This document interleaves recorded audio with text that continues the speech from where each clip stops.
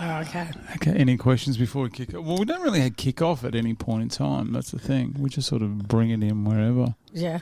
People usually take this. Some people are comfy straight away. Other people just take their time. But we've met. Oh, we only met for the first time the other day, didn't we? Yeah. Saturday? Yeah, we chatted a few. Anyway, let's get this intro. All right. I normally do this at the end, but I can't be asked. I'm going to get it over and done with. All right.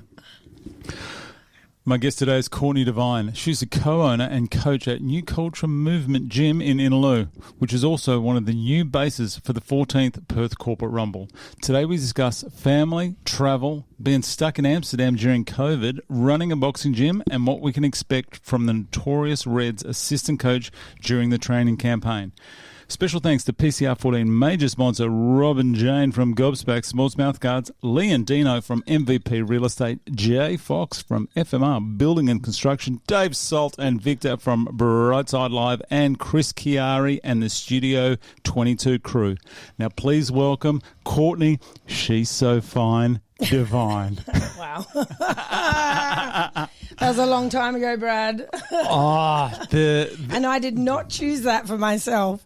When I was doing some research on you, it was just one after the other. It was because you didn't send me any info, by the way. Thanks for that.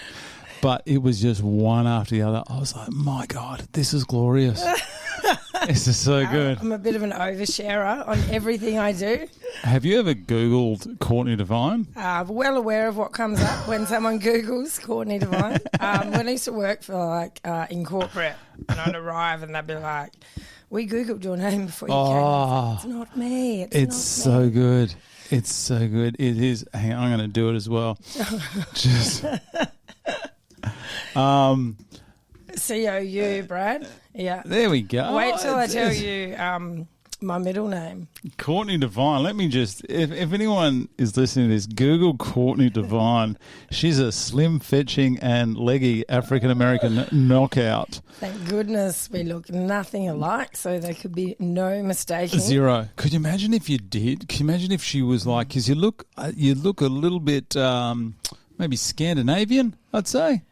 Maybe that area, like that sort of northern. When I lived in Europe, did get asked that. Until I spoke, they were pretty sure I was Australian. It was pretty clear I wasn't. Yeah, right.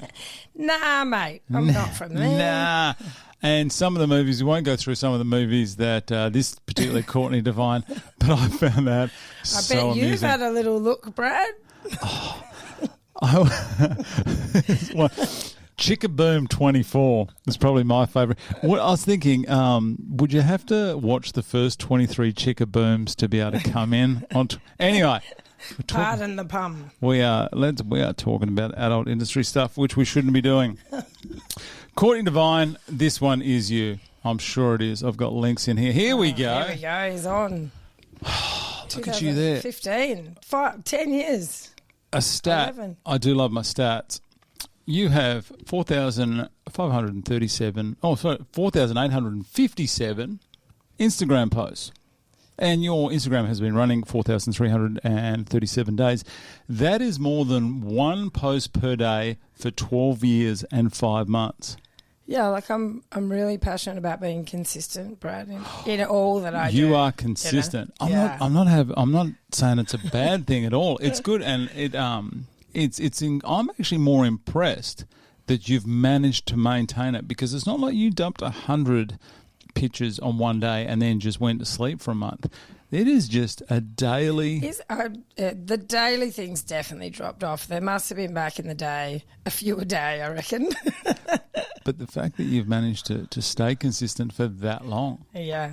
How do you do it? I can't do. I got 2 posts. That's it. Done. It's just storytelling, right? So also in my line of work, like gyms and stuff like that. It's got to be beneficial. Yeah, 100%. Also a lot of fundraising over the years for various non-for-profits, companies, individual families. That got a lot of posting as well. What kind of stuff have you done fundraising for?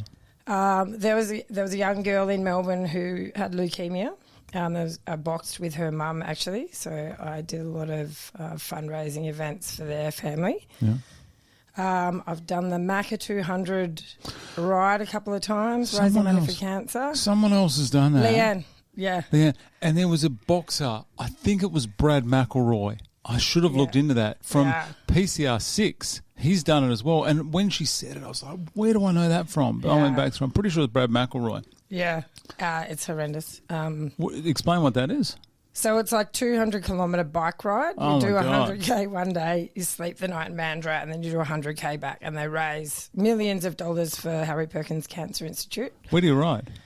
From Optus. No, not down the freeway. No. Not on the road. No, out through like Gosnells and... Oh, my God. Yeah, there's lots of people that are so safe. That'd be good if it was on the freeway. That'd be a nice straight run. It would be terrifying. Some people you have to block off the road. Yeah, they're not going to do that. No.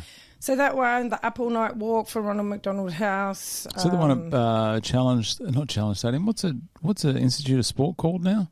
Ways. Yeah. Is it there? Is it around that park there? What's that? No, it was sort of like we left South Perth foreshore, went through the night, up through Mount Claremont, back down all through Subiaco. It felt like about 2 a.m. we were just doing laps of Subiaco, to be honest. I wouldn't be able to tell you the route.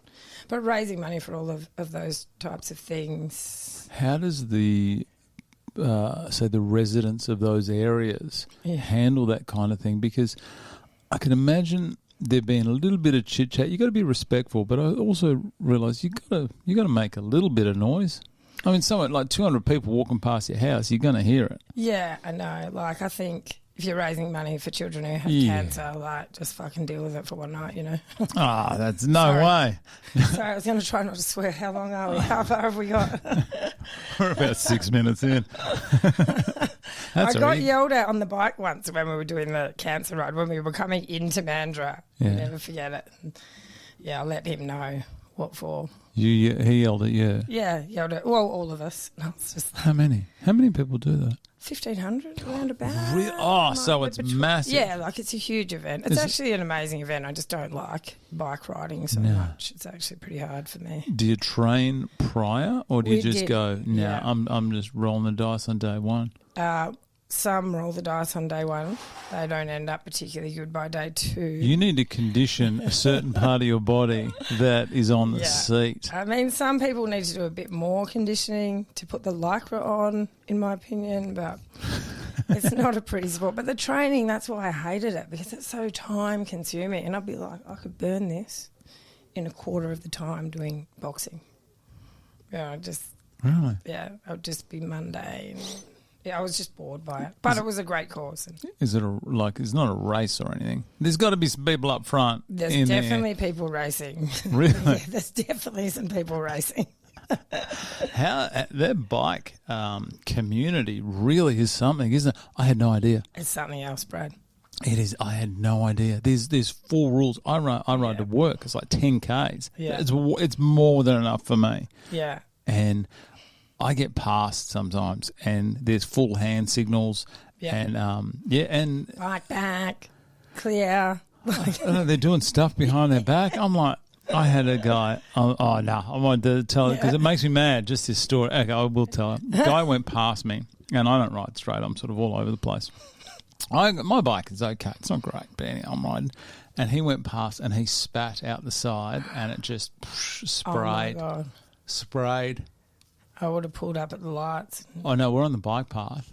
And of course, I'm being... Oh, so he didn't spit out you intentionally, he just spat out. And but it was no doubt. He was just in front of me. He spat to the side. Of course it's going to get me.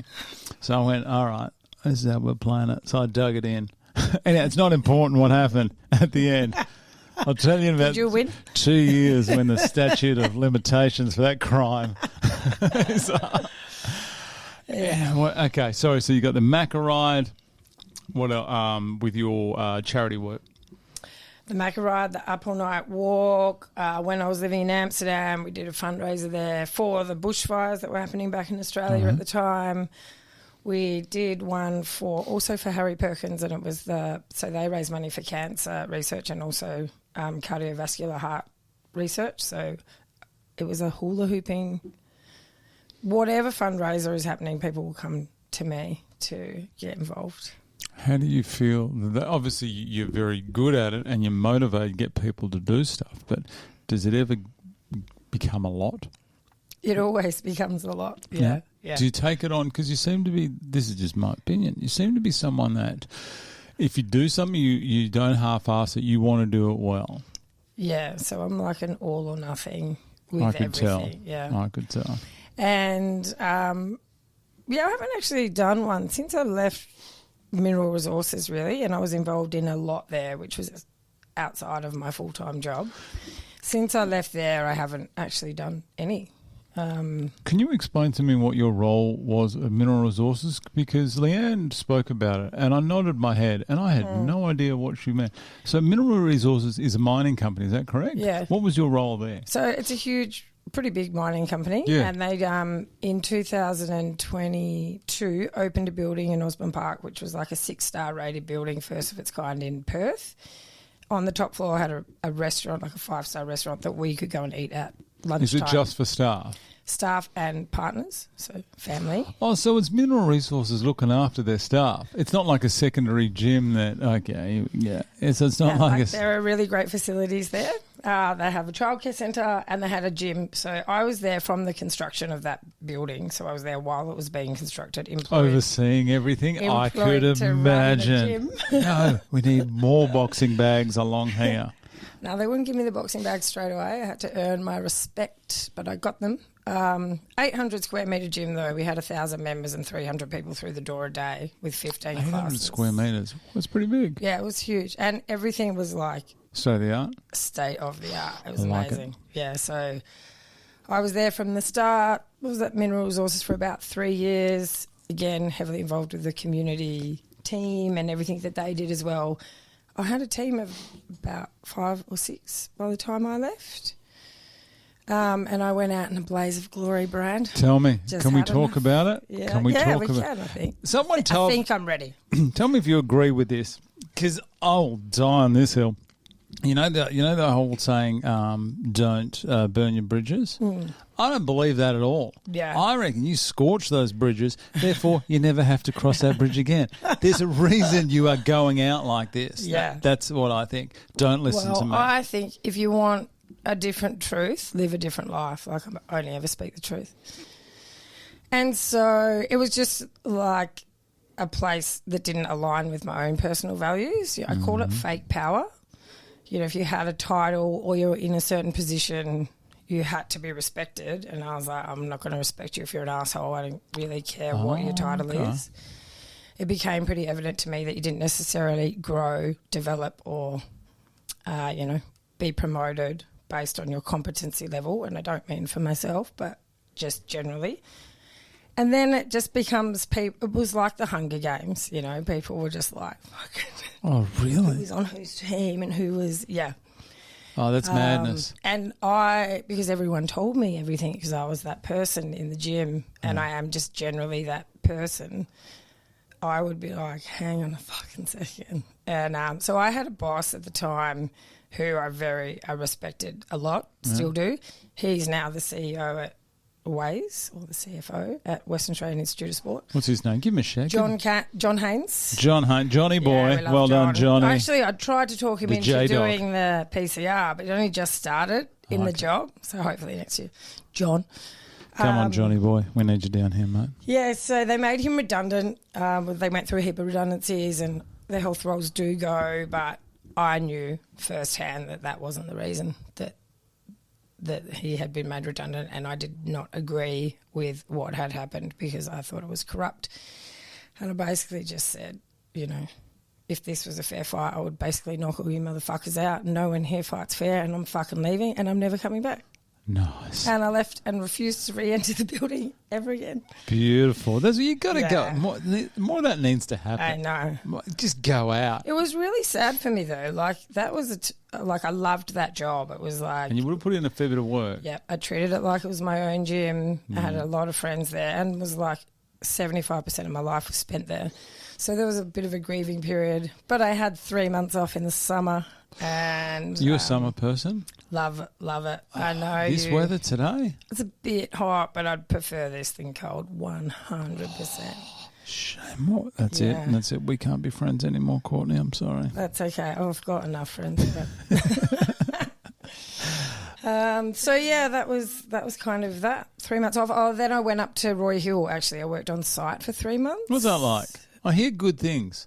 Like Roy Hill. Yeah, I do. I just think that, mine sites, it's just not the same sort of thing that I was sort of dealing with in corporate, There's that fine line where, I've accepted it, is that, and I don't agree with it, but I've accepted it. I think there's a difference, is that everything, especially money companies, everything is a business, and everything is how people look at certain things and reputations. And I'm great. I want to be known for this. It doesn't matter how I get there, but if the public think I'm a great person or we're a good company, they can preach. It's like doing an ethics course or something, an online ethics course. Yeah. And you go, you guys preach your stuff. Are you delusional? 100%. Because this is not what happens in this job. Mm-hmm. And look, it's hard. It's hard. The more people you have in a company, the human race is challenging. It's hard to rein everybody in. Not into them. Don't like them. But that's how we came about the gym, right? And the new culture and the values that we have in our gym. The only way we can guarantee that they are delivered is if we are delivering them. Yeah. And they're not just values to be on a piece of paper, to tick a box, to look a certain way. When I was up on site, I'd be taking 30 personal training sessions, holding focus pads a week.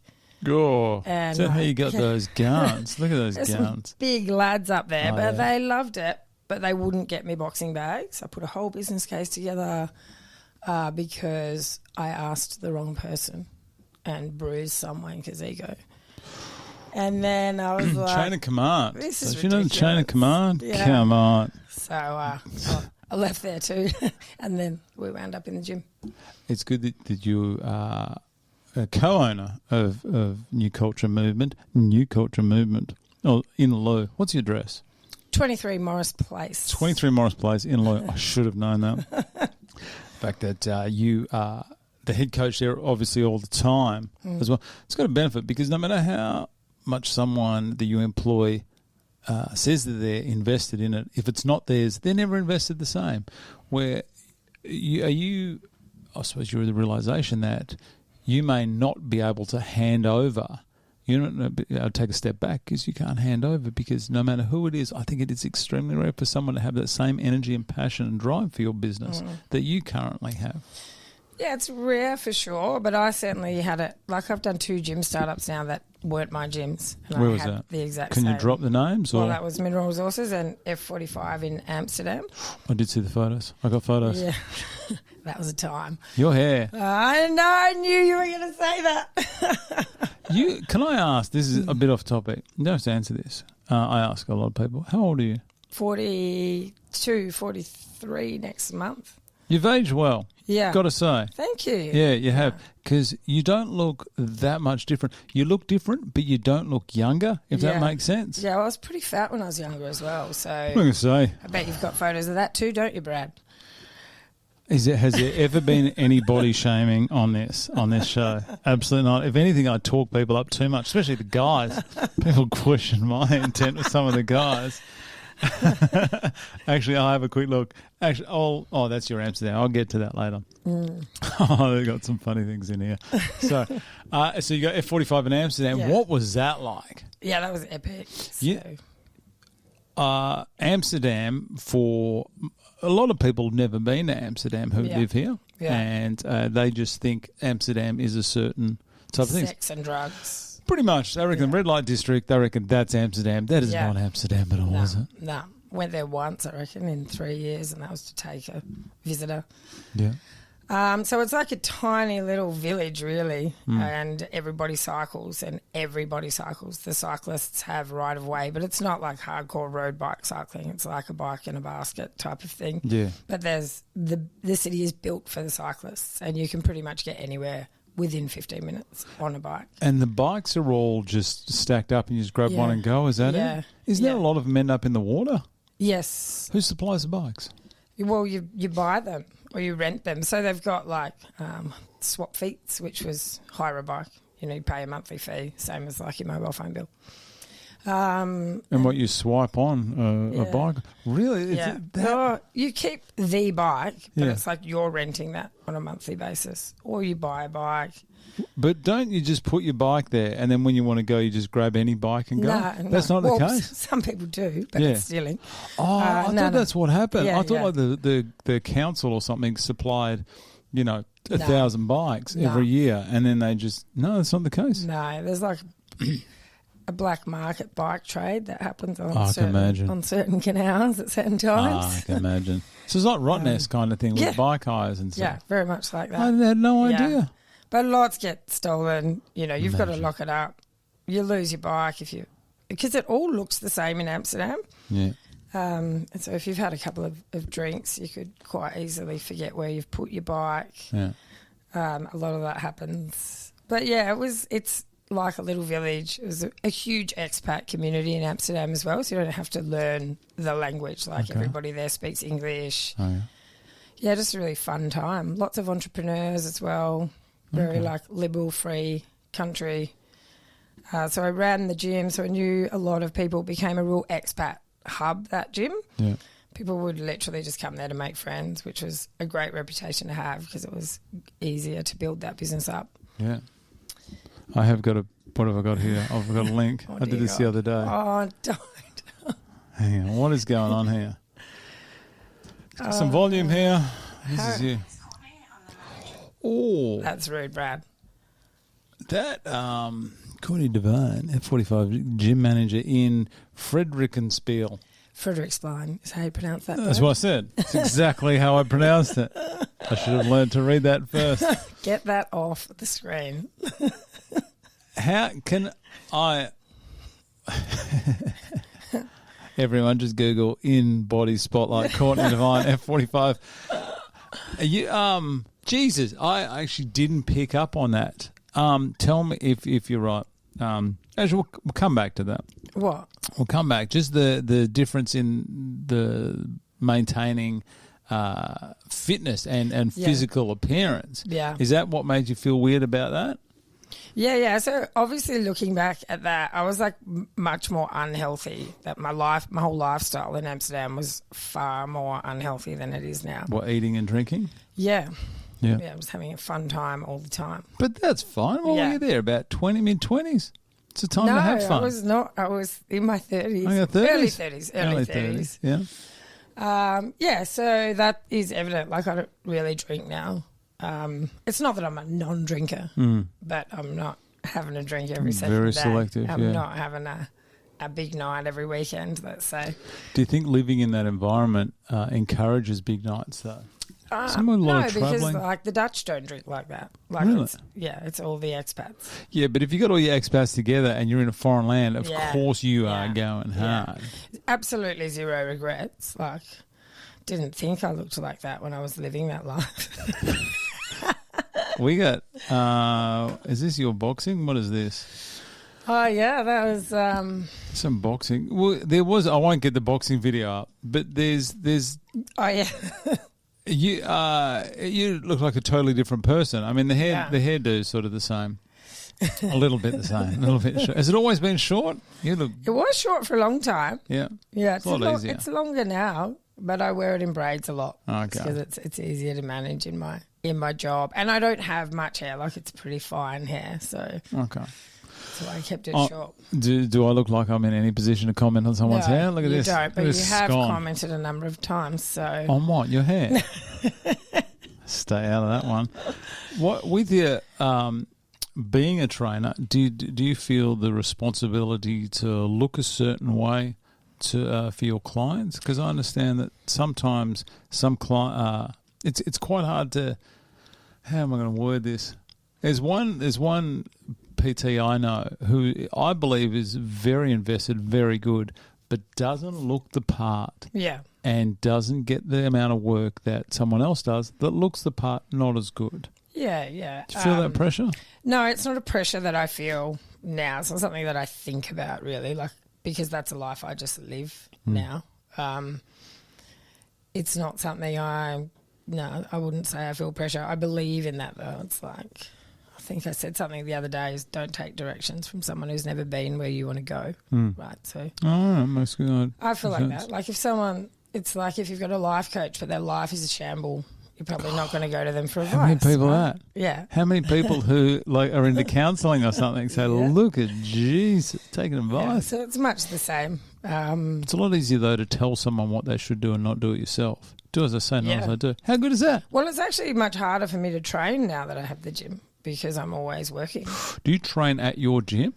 Sometimes. I have another gym that I still go to as well. Yeah. And I've got a guy I'll go and do a PT with every now and then when I can fit it in or can't fit in any other session. Do you need to separate the two? I think it's nice to have a little outlet. Oh, yeah.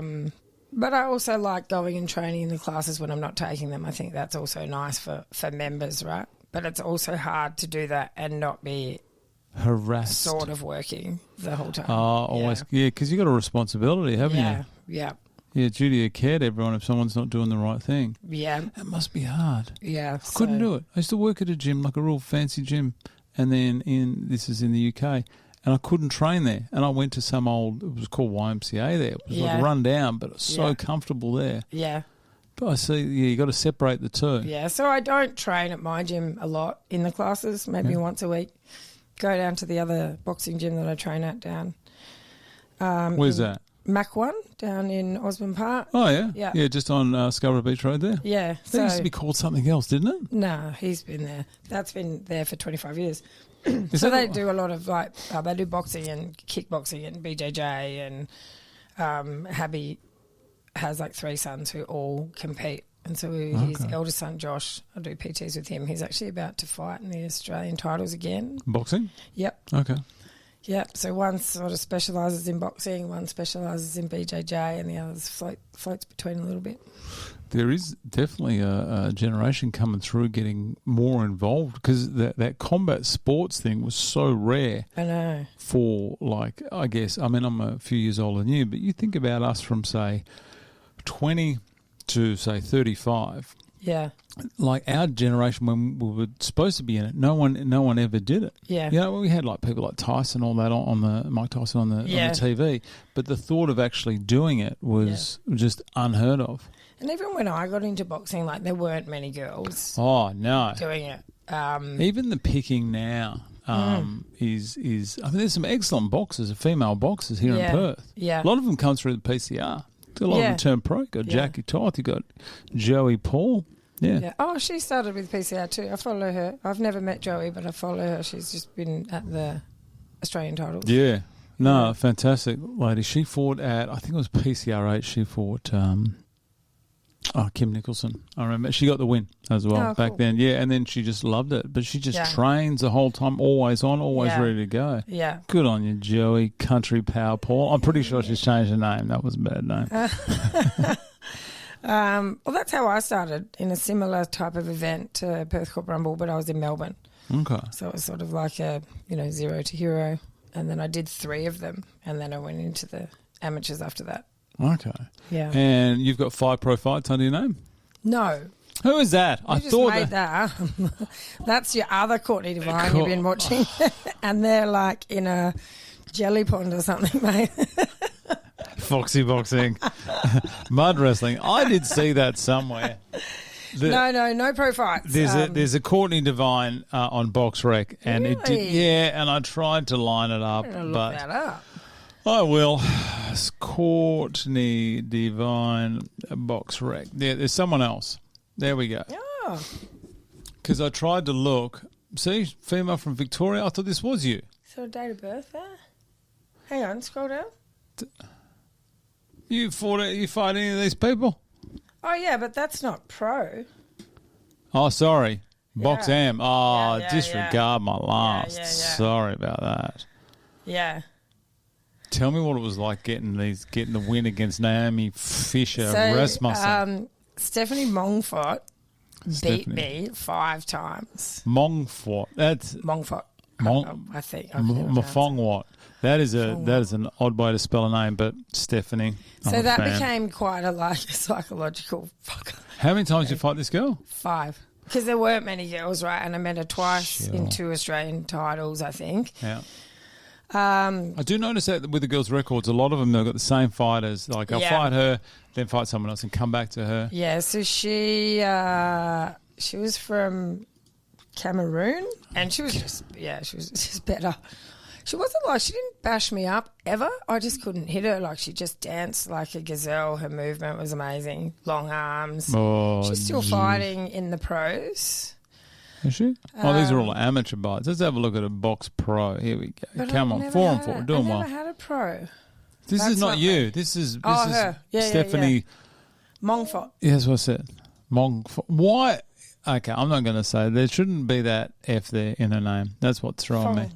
Oh, she just got to win. She's got to win at Albert Park against there's another name I can't pronounce. Anyway, keep going. You fought this girl 5 times. Yeah.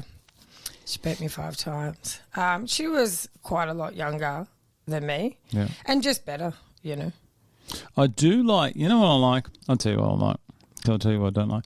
I like the fact that you've just said you've been happy to admit someone is better.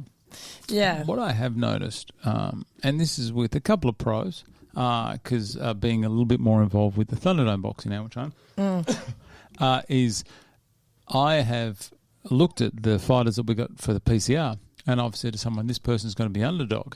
And they've taken a lot of offence to that. And I was like, I'm not having a go at you, but your opponent is better.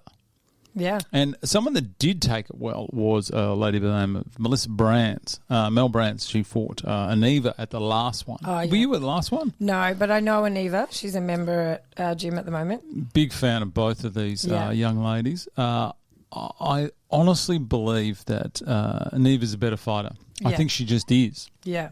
But Mel showed up on the night and just was absolutely unstoppable. And she won. And Mel didn't take offence. I said, I didn't know. I thought she's a better fighter. She's fine. But some people get so offended by it. Yeah. But you didn't. But you just said this girl, Montfort, was a better fighter. Good on you. Yeah, like also I took boxing up when I was 28 and, she was younger. She'd had more fights and I wasn't ever aspiring to be a boxer. I went to a gym because I needed to lose weight because I'd been on the piss for 3 years and got a bit fat, Nice. And then, so it just sort of happened that I had those sort of challenge fights and then went to amateur boxing. And then the next minute I was at an Australian title on my 5th fight, like because there weren't a lot of women. Yeah. I was always the underdog. Like I was never a natural boxer. I was always tough, but I was never a beautiful boxer. I'd probably be far better now because I've trained and have a bit more sort of life experience, let's say. You could fight in the Masters now. No, I will never do it again purely because everyone says I should. And I'm like, why? No, do it. I shouldn't. Just do you. I love training. I love training people. I think it's a great experience. It served a great purpose for me in my life. It changed my whole life. I have no desire or need to fuel my ego in a Masters fight or another fight. It's not something I need or want to do. And my last fight was Jessica Messina and she TKO'd me.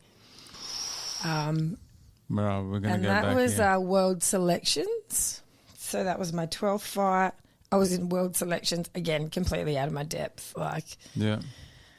And they stopped the fight in the second round. And my coach was like, they shouldn't have stopped the fight. And I was like, fucking, I'm stoked they stopped that fight. She was belting me. And she still fights in the pros as well. But yeah, I was sort of like, yeah, I'm just going to give it up. Like, what am I going to do? I don't want to become a professional fighter. I think I was 34 at the time. I need to earn a living. And actually that's when I got offered the job in Amsterdam. Okay. Which was quite random because I never would have stepped foot in an F45 for as long as I lived, but I won a competition and got a free membership for 2 months. So I was like, oh, yeah, okay, I'll go there in the morning, I'll go boxing evening. And hang about. Let me just, you lost me there. Okay. So you were here in Perth. No, Melbourne. So I lived in Melbourne. So you were for 8 in years. Melbourne. Yep. You won a free 1 month membership at F45 and then you took a job at F45 Amsterdam. Can you see where I'm missing? Yeah. What, do you win a 1 month membership at F45 Amsterdam or Melbourne? No, Melbourne. So I was working corporate still at the time and it was close to the office I worked at. And so I entered the competition, went along, trained there every morning. And they were like, hey, we reckon you'd be really good Okay, I at got running. you. That makes We're more opening sense. a gym. We're opening the first F45 in Amsterdam. Would you go there and run it? And I was like, that sounds fun. Is it still there? Yeah, still there, yeah. Still pumping? Yeah, I went to visit in August 24 for the first time since I'd left. And What's it like? I took a class. I took a class there, Oh, yeah? which was cool. What's it like going back? Because everything's still the same, but Yeah. it feels smaller. It was hot. That's all I remember. It was a really hot week that we were there. Oh, like it was epic. We had a huge party week. Heaps. It's a transient city as well. Very Yeah. transient. So it's not like there were hundreds of people I still knew there. Just mainly the people who worked at the F45 were my main core group of friends and my housemate. No, it was still awesome, but it did make me sort of like I didn't feel sad. I didn't still live there, you know, like you come back here. We're very spoilt in this country with fresh food, space, fresh air, the beach. You're over there and it's like 35 degrees. You're literally dying. It's like a concrete maze and there is no escape and it stays for days. So my partner, who's like terrible in the heat, just sweats. Like he was literally having to carry a bath towel around with him. Where's he from? Originally Fiji, Okay. but grew up in New Zealand. Yeah. So Fijian, Indian, Kiwi. But as I say, mumbles all the time anyway, so you wouldn't be able to pick his accent. Have you guys got kids? Fuck no. Okay, so I guess that was because the skin colour on your children would be absolutely incredible. It would be it'd just be nice. It'd just be that constant tan. Yeah, I never wanted kids, ever. Oh, jeez, okay. Then jump down my throat. You and Leanne will get along well. Actually, we share a lot of memes about that, me and Leanne. But yeah, my whole life, everyone, you'll change your mind, Nah, and I was like, it's not for everyone. I will, but I absolutely didn't. It's a tough gig. Yeah. So I was nearly late this morning. That's why I messaged you. I went, if this goes to shit this morning, first day of high school for one of them, this goes to shit, I'm going to be late. And I'm with my time. I'm going to be straight on time. Yeah. I just had someone message me actually saying they weren't going to make it to the next class at the gym because having trouble with one of their kids getting to school, anxiety. But yeah, I was pretty adamant. I wasn't continuing my family cycle, let's say. That was ending with me. And I just didn't ever want to be responsible for another human being in this world. Like it's tough. Not what I wanted. And yeah. So many people do it though. I know. So many people that shouldn't do it 100%. And what about this? I know this is about children. Is IVF? Let me just go on a bit of a rant. I know this is about you today, but this is about me. Firstly, IVF should be free. I don't care what anyone says. I believe I would put my tax money to IVF for people because these are people who have made the decision. Yep. They've tried, can't have kids. We want to have kids. We can't. Here's IVF. It's free. It's paid. It's a massive process in it. I believe it should be free for these people because these people are normally good people. They want kids. And then you get fucking Joe Average out the back, just him and his missus spitting out kids that are just anyway. Yeah. That's what I believe. The issue. I think there should be a psychological assessment for anyone before they have children. There should be a license. Yeah, hey, 100%. Imagine that. So could you imagine the uproar? It's spiraling out of control. You seen that movie Idiocracy? Oh my God, you're the second person this week to ask me this question. Really? Yeah, and I haven't. But no, it was my coach, Noel. He asked me the other day if I'd seen that. Oh. And he said it was an old movie as well. Yeah, it's probably 10 years old, but it is a perfect example of what's going to happen in the world. It's just all the smart people leave it for too long, can't have kids. Yeah. All the people just breeding and everyone just... It's a very funny movie. Get onto that, Idiocracy. Yeah. No, I've just got cats, Brad. Crazy cat lady. Oh, I did see a lot of cats in your pictures. Yeah, Someone else has got. I think Kate Birdie. You know Kate Birdie? I think I met her on Saturday. She's mad with the cats. With Aniva. I think so. Yeah. Oh, is she? Oh my God, the cat photos. Once when a cat person finds another cat person, it's just an instant enhance of friendship. Really? Just cats? It's the same with kids, right? Because I don't have them. Everyone assumes I hate them. I won't hate your kids. Yeah. I just don't want to have to deal with the tantrums and stuff. Same with dogs. Like, I don't hate dogs. They're cute and stuff, but I don't want to have to pick up their shit. No. So, like, Cats just put shit in a box. It's great. Yeah, Just your box out. Yeah. Yeah. How? What type of cat? Did you see our cat on the way in, by the way? He's just sitting right there. I would have taken my time to say hello. That thing. Can you see? You'll probably see fur flying around here. It's a rag doll. Oh, they're beautiful. My cats are both rescues, so you can never be 100% sure. But I'm pretty sure Elton. Oh, that's cute. Yeah. There we go. That's What's the name? Nala. I think it was a cat, like a Lion King or something. How great are cats? Oh yeah, they're right. I'm a guinea pig. I get a G pig. Yeah, so that's kind of weird, Brad. Guinea pig. Yeah. No, it's my emotional support guinea pig. It is. It is. You should just have it on your shoulder when you do this podcast. Honestly, if I could have it in here all the time, I would. He just sits there. He's fine. What would you do if the cat ate the guinea pig? Oh, there's no chance. Oh. Yeah. Now, I know what I'd do. It wouldn't end well for Nala. Anyway, Yeah. let's get back onto this. You lived in Melbourne, lived in Amsterdam. You spent a lot of time in Thailand as well. Yeah. Seems a lot of training. Yeah, love to go to Thailand. And back in those days, there weren't very many Western boxing gyms in that tourist street, the Soy. Back in the day. But I used to go with mates and we'd just stay on that street and eat healthy food and train for 4 hours a day and have a massage and a swim and an afternoon nap, and it just became like our favourite way to holiday. And I've still done that a little bit since I've been here to Soma in Bali, and that's my partner's his mate owns that. I just love an active holiday. So, yeah, we used to love going to Thailand for that. That used to be so rare. Like you had like all the professional boxers would go to Thailand, do their camp there, where they were just away from everything. But someone mentioned to me who used to do it a lot. Hey, the guy that we know, that I work with. Brad? Ben. Ben. Oh, my name's Brad. You know what my name is? Brad Ben. He used to be right into it, and he mentioned that it has changed a lot now. They're popping up all over the place. They're sort of not what they used to be. As authentic. No, it used to be super expensive. That's a shame. Yeah. What is it like? Because a lot of these places are outdoor. I see that, or open. Yeah. How is it training in that heat? Is it a different kind of heat? Yeah, so it takes a couple of days to sort of acclimatise. Right. I love the heat though, so direct sunlight? How do you go with direct? It's not direct sunlight when you're training.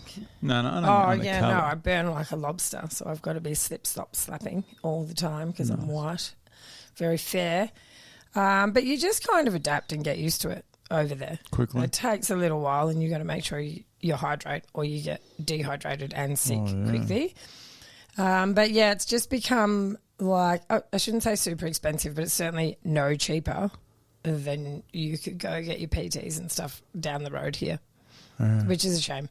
And I think if you went away from those tourist areas and up to the jungle, you could still have that same authentic experience. Like there's definitely those types of gyms that still exist, certainly in Thailand. But yeah, time is of the essence now, so we have to pick our holidays really carefully. And I really, really fucked up the last one. Let me tell you. Tell me what happened in the last one. So tell me a story. Tell me a story, Courtney Devine. Vietnam, and I dragged Edwin on a mountain bike tour. So you'd be a delight to date. Seriously, you would be a delight. You'd wake up one morning and you'd be full of energy, saying, "Come on, let's go for a run." And I was like, I should have smothered this girl in her sleep. She was driving me mad. Sure, just give me a sec. I'm pretty sure he feels like that often. So, it was the lesser two evils. Come on the active tour or put up with me not being active. But, yeah, I got really sick and the weather was, like, out of season, pouring with rain, and I got really, really sick. I was actually in hospital when I got back on the 2nd of Jan. This year? Oh, yeah, that's right. Yeah, so I was in the hospital in the infectious disease ward. They thought I had dengue fever or malaria, but I didn't have any of those things, which was good, but... Yeah, I think it was just a complete immune system crash, to be honest, of not sleeping enough for almost a year. Your body holds out, and then all of a sudden it goes, no more. Enough, isn't Lay it? down. Yeah. Time to lay down. So I've just been recuperating in Jan and putting things in place to make sure that doesn't happen again, which is essentially more coaches in my gym. How important is sleep and rest? Sleep is the most important. It's the key. Yeah. It's the key, isn't it? Yeah. It's not enough sleep. If there was, say for some strange twist of fate, there was 28 hours in a day. You had extra 4. How many of those extra 4 you reckon you'd spend sleeping? None. No, of course no one would. We'd love to say it, wouldn't we? Okay, no. We'd just do 4 more hours work. Yeah. Maybe 3.5. Maybe get on some crap Netflix show or something. Yeah. We just don't look after ourselves, do we? Yeah, and that's the thing with small business and like entrepreneurs. Like, there's always something you could do. You could be working 24 hours a day. You have to physically stop yourself. Like, and I think that's the thing for me, is just teaching myself, like, not everything needs to be done right now. What can wait? What can't wait? Prioritising those things as much as That's a tough one. Being able to switch off. Like that's because your phone calls. You just think someone calls me at Sunday morning. I don't know what days your gyms are open, but it's like, oh yeah, Sunday's my day off, and they'll call me at some terrible hour, and you go, if I don't pick up this phone, it could cost me like $5,000. Yeah, for picking up one phone call. I've dealt with people all week, nothing's come about, but this one. Yeah, I could never separate. My own business drove me absolutely insane. Yeah. Now, I'd still take the call. Yeah, so would I. That's what I did. Yeah. That's what I did. Yeah. And I usually have to drive somewhere like half hour away to meet someone and quote something. But now, second I walk out the door, gone. Work is gone. What was your business? I was in it was a construction-based business. Okay. We'll leave it at that. Right. I'll leave it at that. It was good, but it was a lot. Yeah. Way too much. I very much prefer my normal full-time job and doing this with the boxing, because I don't box. I've never boxed. Yeah, so what's that about? What, me never boxing? Yeah, but like you love boxing. Yeah, that's it. But you train? No. Just love it. Being involved and watching it. Yeah, I did. Like the UFC. I reckon we should get you on the PCR 15 and then I'll interview fight? you. Yeah. I told you I'll fight Glenn Hostin. You get fucked up. I know. Real bad. No, but I think I said it before, is if I do fight Glenn, I'll say to him, let me get the first one in. You're a better boxer, right? And he'll go, all right. And then I'll throw absolutely everything. I'll throw 48 years of anger, 20 of those towards Glenn, straight at him and hit him. And then his eyes will just go red, and then I'll take a knee and take the count. And just go, here you go, Glenn. I've punched you once. I'm happy. I lost. No, my body, unfortunately, I've had a bad run of injuries. Okay. Yeah. And that's not making an excuse. That is, I'm just at the point where if I train and I can't risk being injured because of my job, and I was in a car accident last year, and it's not bad. It sounds worse than it is. But I've noticed what I can't do with my kids, and that infuriates me, because I try to push through. I can't do this. I can't swing it. Like, I went on a Christmas do with my work, and we all play golf, and I can't swing a golf club. Yeah, because right. there's so much pain. Yeah. So there's those kind of things. That's why I don't want to risk it. And plus, I like sitting on the outside and just tell everyone what they should do. Yeah, fair enough. Armchair expert. I'm like that with my choices of things that I do. If I'm like, oh, it's a bit risky, like my whole job revolves around me being able to use my body. Yeah. So I'm not. People call me a pussy. I'm like, fucking, I don't care. But I would never go skiing. Skiing? Yeah. Like snow skiing or water skiing? Either. Snow skiing just looks... but you look at, and the snow looks so soft, it'd be like landing on a mattress, but apparently it's not. Nah, I tried it once only. Imagine the joints. Imagine like something digging in, blow a knee. Imagine blowing a knee at our age. That's it. That's it. They would honestly take me out the paddock and just put me down. Like I would yell. I even think like netball, football, rugby, they're all more injury-prone sports than boxing. You might lose some brain cell in boxing, but unlikely to break your leg. But losing brain cells, the amount of headshots when I used to play rugby competitively, the amount of shots I copped to the face and like the eyes, and that's probably just as bad. 100%. Yeah, we have so many people come in injured from those sports. knees, ankles. Well, boxing's teaching you not to get hit. Exactly. It's a good thing. That's what I think. Anyhow, this is my opinion. Let's move it on. What were we even talking about? We're talking about Thailand. Anywhere else? Anywhere else we're going? So Vietnam, that was my second time to Vietnam. Are you a Southeast Asia kind of gal? I've called it on Southeast Asia after that sickness. So I reckon I'll give it a few years before I go. I haven't got it. Oh, actually, I'm going away in a couple of weeks. Going to the Barossa Valley for a weekend with my high school mates, which is the first time I've done that since they all started having kids, which has probably been about 13 years. So that'll be fun. That's how long it takes before you can leave the house. Hence, I've had cats only. But I don't have another trip planned yet. Everyone's gone to Japan lately. Tell me, when did this happen? That's just popped up out of nowhere. I was just about, and this is what, oh, geez, the rant's all about me today. You know how we said that Thailand, the boxing gyms and everything used to be good because they were very authentic, and then marketers get involved and money gets involved and it turns to shit. Because of social media, any hidden gem is now straight out there. Yeah. This is everyone. I'm just going to give everyone a tip. If you find somewhere great, don't tell anyone. Yeah. Shut the hell up about it. Yeah. Because I remember a few years ago, we were looking, going on holiday, and we had 3 months to go, and we were going to go to Japan.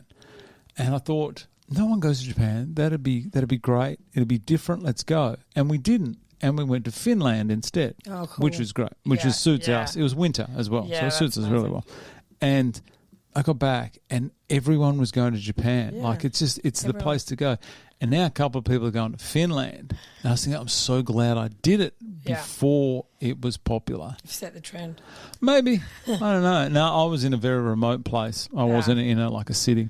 There's a place in Greece I want to go to. I've been to Greece before. We're going to ruin it for everyone here, Courtney Devine. Well, it's the cat people. So there's this island where you can go and live for free and help look after the cats because there's like hundreds of cats there, but you have to go for a month, which is quite hard for me. How to look after cats? We just hang out with the cats and help look after the cats. Yeah. And the whole island's cats? No, it's Cyprus. I want to say Cyprus. Cyprus? Is that?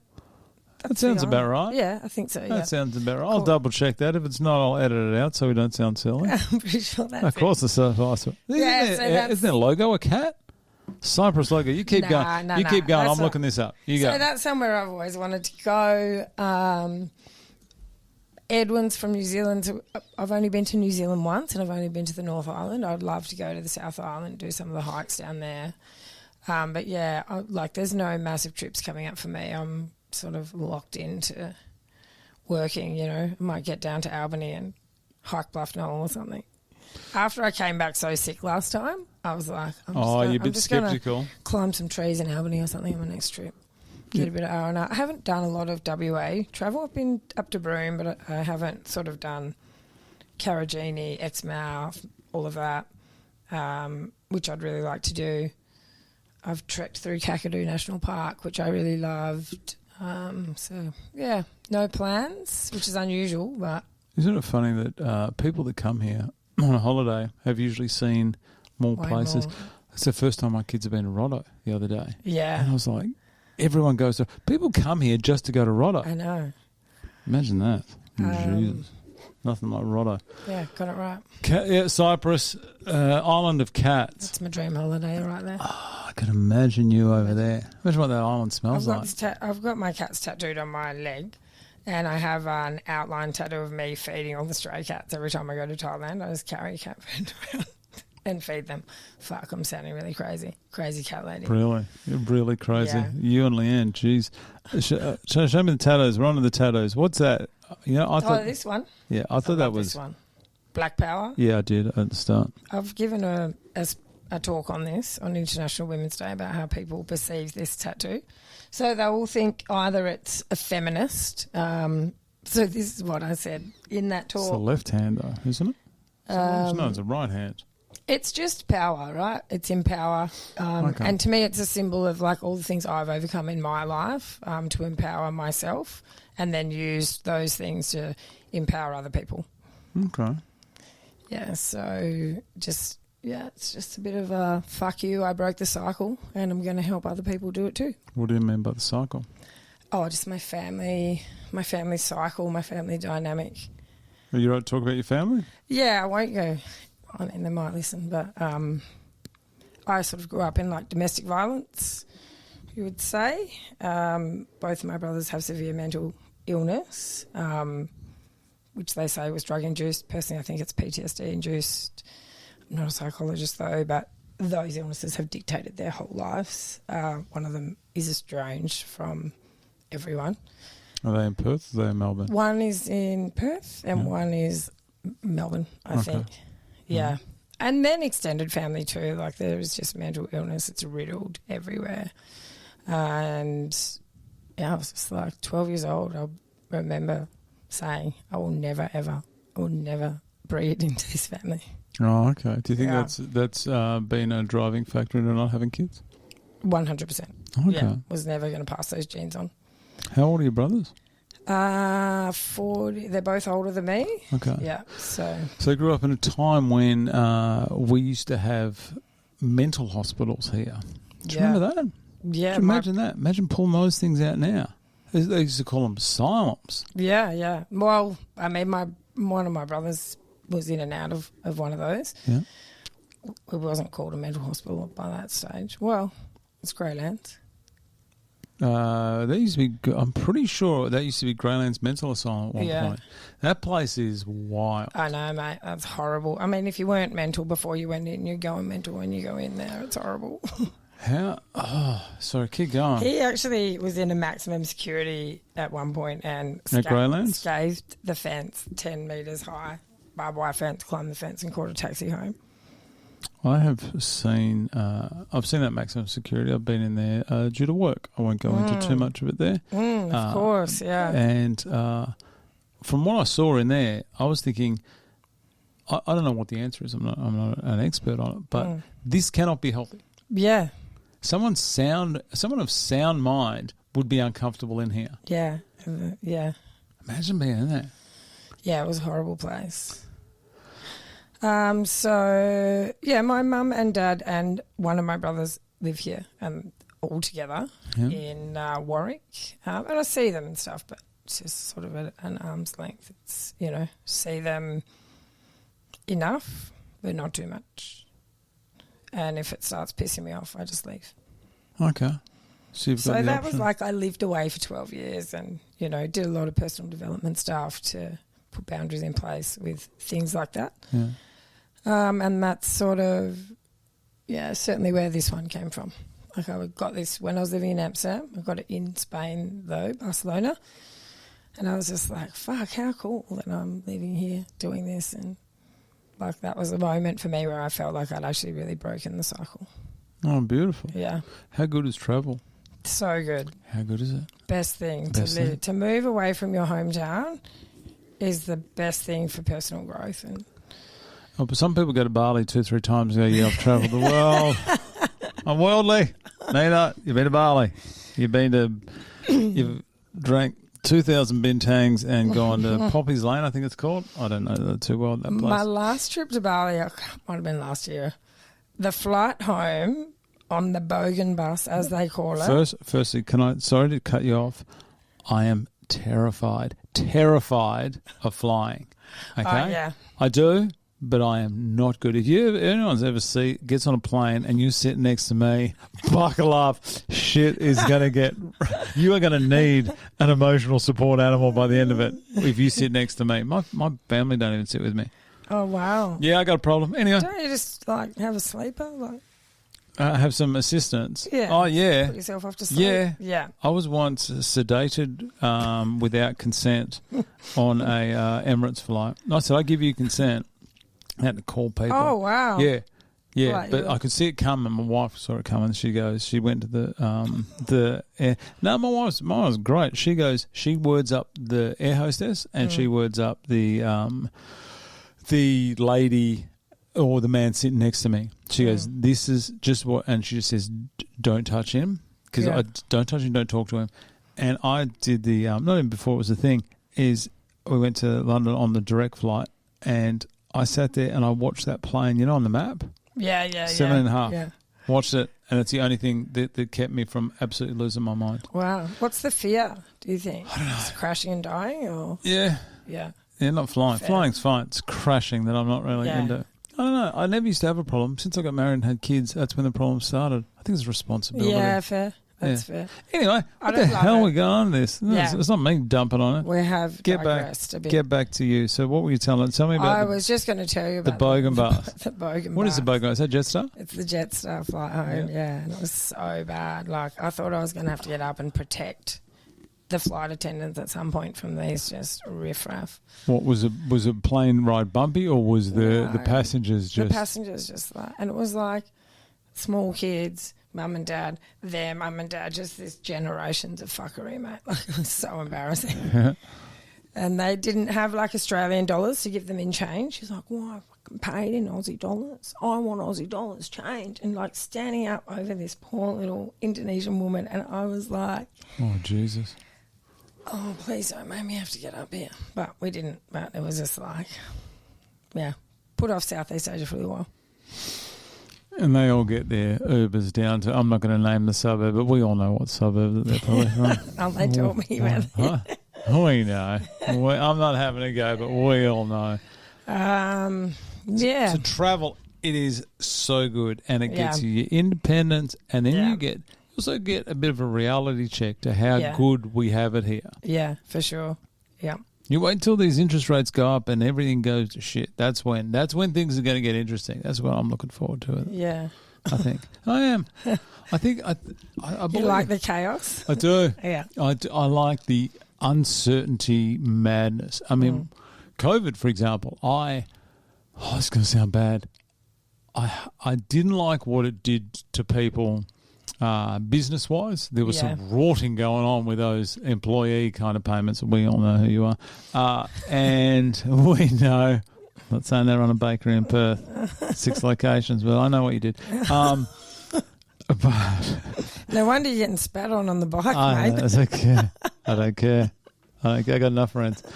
I do like the chaos. And I think that a lot of people haven't felt the pain. You know the pain that comes from almost unsure if you're going to be able to afford food or water. The pain that so many people go through, they haven't had the fear and the pain. And I'm looking forward to when it goes to shit. Everyone going, there you go. Let's see how you get it. Let's see how many freaking Instagram followers are gonna get you out of this one. 0. Your mortgage payments. Yeah. That's just my opinion. It's probably not a smart thing, but that's because I'm keen for it as well. Then I'll buy a house. The only reason I do know about with COVID, that was more a me thing. This one, because you got trapped in Amsterdam. Look at you there.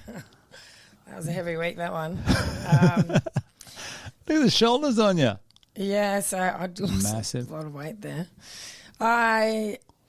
So it was like the planes in Australia were grounded basically, and it was getting harder and harder to come here. And it was just like a scary time at that time. No one knew what was going to happen. Changed overnight, didn't it? Like you don't know. And it was sort of like, if you're Australian, you need to come home. And I was like, it's not like I'm on a holiday here. Like my whole life is here. But I didn't really trust the people I worked for. If I got sick, which at that time was pretty scary and you might die, if the gym I was running didn't survive financially, and then I couldn't get a plane home, and I just didn't trust them to sort of look after me through that process. I stayed 6 months and ran that gym online, excuse me, for 6 months through my laptop of the 3rd floor apartment. So I'd just get up and I'd take these classes through the laptop. What was it like being, only because I was very, very lucky, but I wasn't stuck. But what was it like? Because you get remember you used to get tested and you couldn't leave the house for 24 hours? Yeah. I used to get cabin fever after 24 hours. Yeah, so, I mean, lucky we were in Amsterdam where everyone just kind of does what they want anyway. But we couldn't run the business, so we couldn't be in there. Everyone has a rooftop in Amsterdam, so we'd literally be getting up. We'd be taking the class online. Everyone would dial in, and then you're allowed to have, I think it was 4 people in your house at a time. So we'd just swap the people over. Like, it was not preventing spreading any virus. Right, and yeah. we'd go to the rooftop and get drunk every afternoon. Like, it was actually really fun. But it was progressively, it was like the second wave that was coming through, and that's when they were, like, hardening up the borders again. And I was just like, I'm not sitting through what we did in the summer through the winter, because that would have been a whole different story. Right, and yeah. that's what they inevitably did after I left. But I was just like, I'm fucking out of here. And my boss at the time was like, well, how are you going to get home? Because it costs so much to get a flight. Oh, that's unbelievable. Yeah. Suddenly there is a huge demand. Oh, let's bump up the prices. I can't believe business to do that. Wouldn't they? Crazy. Wouldn't they? There were 13 people on my plane when I flew. Yeah. What was the rest of it? Empty? Yeah, empty. I got first class. You had to buy first class, otherwise you just kept getting bumped. And I still had to wait 6 weeks from the time I paid for the ticket, or I raised the money to pay for the ticket, which was, I can't remember, 6,000. Let's have a look here. Courtney Devine, 8,000. Oh, 8,500 euro in 12 hours. Yeah, it's pretty cool. That's good when people actually. Are you seeing that? No, this is my screen. It's kind of funny. Yeah, that's when. Not that it should ever happen, but that's when how people truly feel about you comes out. Like, you don't seem to be like the person that asks for a lot. So when you do ask for something, someone goes, "I need a holiday. How about we do a GoFundMe?" I know. People delusional. Yeah. Probably blue team kind of people. Delusional. Yeah, I was like super nervous to do that, but that was the only way I was getting out of there. Yeah. And so I did, and I raised, and my boss was like, "You won't raise that kind of money," and that was like, "Who are you fucking? Who are you? I'll show you." Oh yeah, take that personally. So that was it. So I had to wait 6 weeks after. So I raised the money, booked the flight straight away. Had to wait another 6 weeks, and I think I might have jumped on after 4 in the end. Got here, had to do 2 weeks quarantine. Where'd you do that? In the Western, which was pretty nice. That's nice, isn't it? Not that I could go down and use the pool, but it was like a pretty nice bed and stuff. Were you single at the time? Yeah. Oh, okay. That's all right. Yeah, well, I hadn't been living in Perth for 12 years, but I would have gone back to Melbourne because I'd lived there for 8 years prior, but they were just as up the shit as everywhere else at that time. So I was only just going to pass through here. Oh, okay. And then I met Edwin, and then I got the job at Mineral Resources. And where'd you meet Edwin? Online, when I was scrolling, when I was in hotel quarantine. Was he in the same hotel? That would have been good. He seems like a good man. I didn't meet him actually for a few months after that, to be honest. But we connected through fighting and stuff. Like, he's had 90 professional Muay Thai kickboxing fights. Really? Yeah, through when he lived in New Zealand. Okay, well, I didn't pick that up. Yeah, he never talks about it, but I'll tell everyone. So you can Google him and he will come up. Oh, well, what's his last name? Edwin? Sammy, S-A-M-Y. I'm going to do it right now. Edwin, S-A-M-I. Yeah, but it's an I, not a Y. I put I in there. You put Y. There. Edwin. Oh, in there. I thought you meant at the end. Why so jeez, we are getting... There you go, top left, that's him. Back when he was a bit leaner. And I'll always say, you sold me this fighter physique and I've never fucking seen it. Is that him there? Yeah, that's him there. He's in good nick. That's not that long ago. Look at him there. I know. How tall is that man? He's not much taller than me, so like maybe 175. That was a really good fight that he won. He won that one. Yeah, that was good. We've watched that. You got to watch those tattoos. Yeah, because he was a huge underdog, obviously. Oh, is his nickname Electric? Electric, yeah. Oh, nice. Electric, so yeah. I call him Freestyle Eddie because he just does whatever he wants. So he's on the dance floor. All right. So that's where I met him, hotel quarantine. Yeah, got out, started hanging out there, started working at MinRes. And, I always just think the life is paved, right? One thing leads to another and then you wind up where you are. And but you would never have guessed it. If someone told you, 2 years prior to doing it, they go, "Oh, in 2 years you're going to be here doing this." You'd go, "No, I'm not." Yeah. And then some things happen. Always notice though, it happens even with setbacks. Whatever happens, always happens for the best. Yeah. That's what I believe. Yeah. And it's like when you're in the throes of something that's really challenging, like it is a slap in the face when someone says, "Something good will come out of this. You just wait." You don't want to hear that at the time, but it always does. I didn't hear a word you said there when you Something good will come out of this. Oh, you don't want to hear that when you're in the throes of hardship. Yeah. But it does. It always does. And I can sort of see those patterns in my own life of, yeah. It's like when you're stressed, like you're stressed or you got a lot of anxiety and someone comes up and says, oh, just don't worry about it. Yeah, that's what I was doing wrong. Take a deep breath. Yeah. Yeah. Just think about something else. Yeah, that's what I need to do. Jesus, people. Redirect your focus. PCR. Let's go on PCR because we've been going like over an hour now. It's amazing how quick time goes, isn't it? I know. I was on a podcast recently. Yeah. Second one I've ever done, actually. And I was there for 3 hours. Just parched after that. Well, how's the water going? Good, I'm fine. Good, nice. Yeah. Nice. Well, I don't think we'll go for 3 hours today because I know you got plans. And I got someone coming in this hour as well. Oh. That's all right. I've got too many people booked in. I don't know how this is going to go over the next, where are we? Oh, 8 weeks. 8 weeks. No, I'm getting these. Where's the times? There we go. So this is all that I've got booked in. So we're only up to here. So I've got all of this booked in. And I got to have a medical for work for some God knows what. Shelby spelled with an S, by the way. It's just for Shelby, yeah. Waddington. Yeah.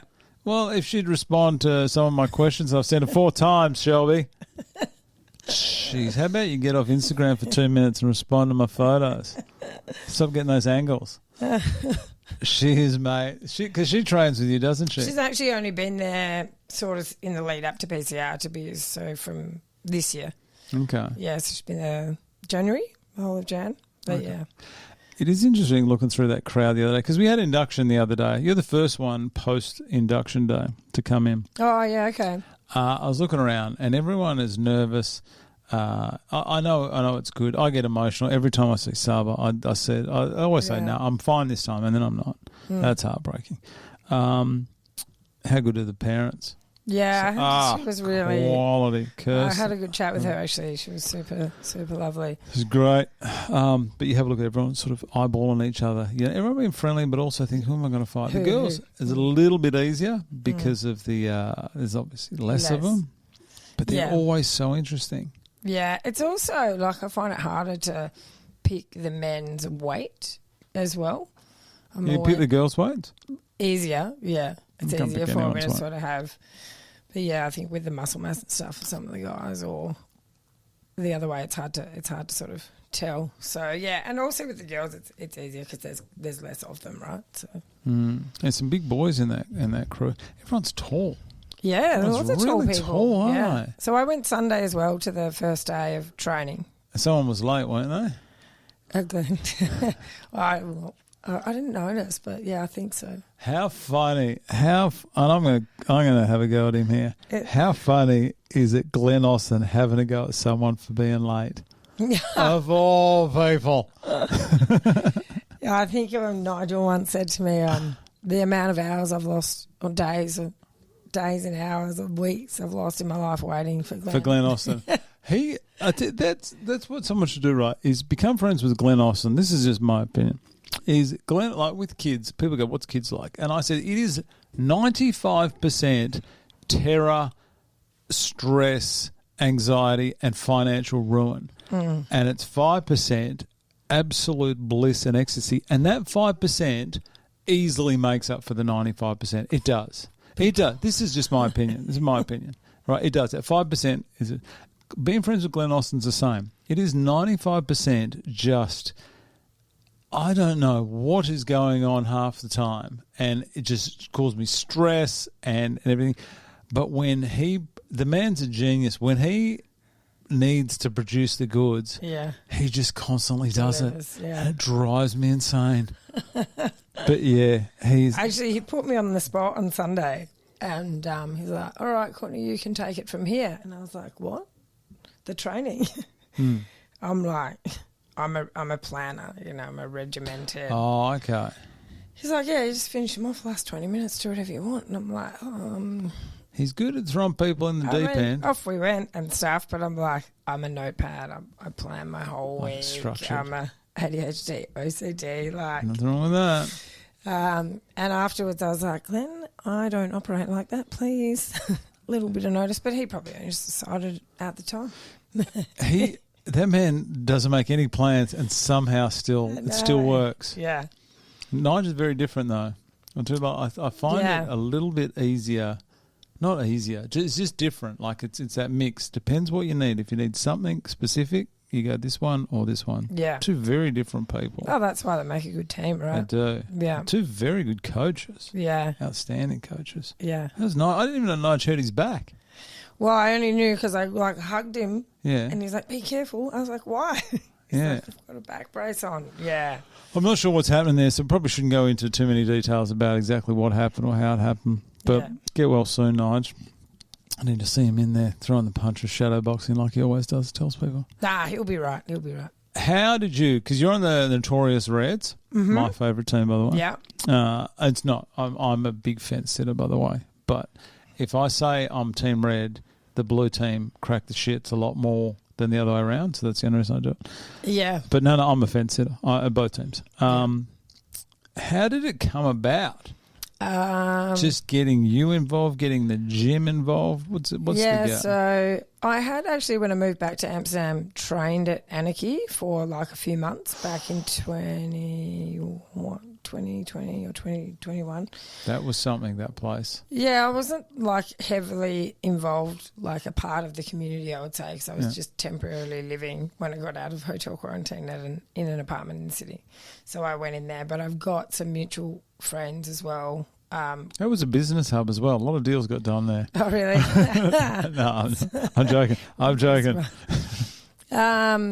I know a very good friend of Glenn's who I became very good friends with up on site, Tom King. Don't know Tommy King. And then very good friend of Nigel's as well, who also, I don't know if she had a PCR fight. Tell me the name. Drop a name in here. Charlotte Andrewson. She was definitely at Anarchy for a long time. She has a live-size cardboard cutout, but I feel like the fight didn't go ahead for a reason that wasn't her. She must have been back in the day. It would have been a long time ago. I came in at 6. I came in at PCR 6. So she worked with me at Minres and we have stayed very good friends. And she flattered with Nige like years ago as well. So that's sort of the connection there. And Glenn just messaged me. Reached out. He doesn't like to talk on the phone. And then they came up and just had a look and we had a bit of a chat and stuff. So that's how that sort of came about. But we already had a couple of previous PCR competitors. Marnie Faulkner is a member of my gym. Hail the Cow. Hail the Cow. Marnie Faulkner. She's 1-1. Yeah. She lost to Tasha and then she beat Jess. Worst nickname ever in the PCR. Jessinator. I'll bring that up every episode. Alan. I do remember she won that by unanimous decision. PCR 9. Yeah, okay. So Marnie was already there. Maybe there's some others because there's a few more now, obviously, that have heard about our gym through this upcoming PCR, which is amazing. So there's Aniva's in there. Neve, she's good. Sheldon is in there. Sheldon Henry? Yeah. Has he stopped talking? No. So yappy. Does not stop talking. He wanted that rematch. He wanted that rematch against Harge so much. Harge was like, nah. Good on you, Harge. He was there the other day. Do you ever met Harge? Fantastic, man. He fought What's Sheldon. their name? Is it Dylan? Yeah. I know the name. Harge Dylan. His wife looks exactly like Rebecca De Mornay. Oh. Yeah. That's like following. a lot. Lovely lady. Yeah, okay. Consuming. Yeah. I was staring too much. I was like, geez, you look like that. That's a bit weird. Rebecca De Mornay in the day. Not now, in the day. Anyway. No, it's weird that you're staring at someone else's wife. Oh, no, I got a problem. I wasn't staring at her in like an inappropriate way. I was like, geez, you look like her. Anyway, that's all. Yeah, so Ellen. I'm usually pretty good with Ellen. names, but yeah, we've had a few come through since we've announced it. So okay, yeah. Oh, Chloe Smith, Leah. Chloe Smith, that's from a while back. Yeah, Leah. To manage. Yeah. Leah, the bad bitch. I'd never call her the bad bitch because I got this thing about not calling a girl a bitch. Leah Demanich, she's great. Yeah, they're both. They're the type of girls that also will be there helping out on the night all the time. Yeah. Leah loves to get dressed up. Yeah, yeah. Marnie Rio, she's normally hanging out with. Is Marnie down there? No. Oh, not yet. Marnie's probably socialising. Some of the boys have started coming through as well in the last couple of weeks as well.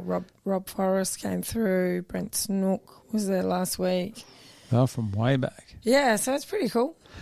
Something that I have noticed this year is the amount of ex-fighters that want to be involved. Yeah. Maybe not fight. I mean, there are quite a few returning fighters, but they want to be involved, which is great. Yeah. I think that's the good way of displaying how well the event goes and what it creates with the whole family atmosphere with these guys. Yeah, there's just lifelong friends that you make doing something like this that you quite simply don't make in your adult life doing many other things. No. Yeah, I made one of my best mates when I did it as well. We've lived together for a few years in Melbourne and we're still mates. And that was a long time ago. Some of the people, and it is reality, is they say this is with the obvious exception of maybe a marriage or kids being born, but this could very well be the best night of their life, like the greatest night of their life. Yeah. Which is weird to think that there is because you never know when it's going to be. But you think that for someone on March 28 is going to be the greatest night. Amazing. I don't think anyone should ever believe that, because that's pretty depressing if you're not going to have another great night again for the rest of your life. I say it's not a great night, but how would you match something like that? Yeah. Unless you were competing in a high level of anything. And well, I guess that's why a lot of people return or go into amateur fighting and keep that career up. But I mean, it's sort of like a high performing athlete when they retire, right? It's hard to sort of fill that void in your life. But yeah, I talk about this with jobs because I love my job so much in Amsterdam. When I left, I was like, oh, that's kind of going to be the best job I ever have. And then I loved Minres, and that was a big learning for me. Like, don't dwell on that. Like, you should always believe that there's something more and something better. I should say maybe the best night so far. Yeah. Maybe I'll say that. Yeah. And then just try. Not trying to give you a lesson or anything. It sounds like it. Don't say that. I know what I was trying to say in my head, but it wasn't coming out of my mouth. But some people say, it is one of the greatest nights. Tell me, there's Courtney. just not many other things that will ever be like that. No. I think. Like, I was speaking to Leanne about this yesterday. Like, it is such an epic way to have your first fight, because most of the time you won't have another fight in that forum unless you're, big lights, professional. And even then, it's not the same quality of production, venue. There's you have to be pretty special if everyone's getting into a tuxedo. I don't know. I tell you, I'm not just throwing it out there, but I think we're going to be seeing some changes this year with the Thunderdome events. Oh yeah, I know, because I was asking. I've never been to see a fight show at the convention centre, and I was trying to imagine. Convention. It's Metro City. Oh, that's Thunderdome. I'm thinking of this Pathway Promotions on the 7th of March. Yeah, right. Well, but Metro City. Yay. Now, Pathway is actually run by a former PCR fighter, Ryan Cole. Is it? Fought Asen Derulo, and I believe fight 4 of PCR 6. I love my stats. That's cool. That is one of the greatest fights, those two. First time ever. I hope it's all right for me to say this, Ryan. I get along well with Ryan, and I get along well with Asen. It is the only time there has really been animosity between two people. Yeah, you know how like everyone jokes, but no, there was something. Asen was actually first person ever to come in here as well for an interview. No, there was something going on. I won't go what the reason was, but you can imagine. Maybe a woman. No, there was an issue, and Ryan was clearly the better fighter. This might be Ryan clearly better, and Ace was still he was a DJ, so he was training hard, but he was also enjoying himself. Anyway, they were all set to fight and everything, and I thought, I think Ryan's just gonna win. I think he's going to win the 3 rounds. I don't think he's going to destroy him, but I reckon he's going to win. And as Asen's walking out, one of Ryan's mates smacked Asen across the back of the head, and Asen's turned around. Have a look at the walkout. It's on YouTube. And then Asen's turned around, and like it was nearly on, And luckily Glenn didn't see it because Glenn would have gone into the crowd. That guy, he's a different man on the night as well. He's full Glenn Austin, which is not healthy. You should hear his ringside commentary. We mic him up. I've followed it along. I've watched all the sort of socials. He gets animated. Yeah. Anyhow, he smacked him on the back of the head and just fired Asen up completely, and Asen won. Wow. Just one of those things. I don't know how I got on that. Anyhow, pathways, going back. What's the setup? Right. Because it's like it's tiered or something. Yeah, I just it looked really cool. I saw a photo of like a model of how it's going to look. So I was like, how are they going to do that? And I'm probably going to go to that. So I'll let you know. Let me know. Yeah. And if Ryan's listening to this, Ryan, you know how to get hold of me. Send me a ticket. I'd love to go see it as well. Yeah, Ryan, I'll go as your +1, Brad. If he's got 2 tickets, that'd be great. Really? Yeah. Yeah. Hopefully he's not in business with the mate who smacked Asen in the head, though. We got no chance. No.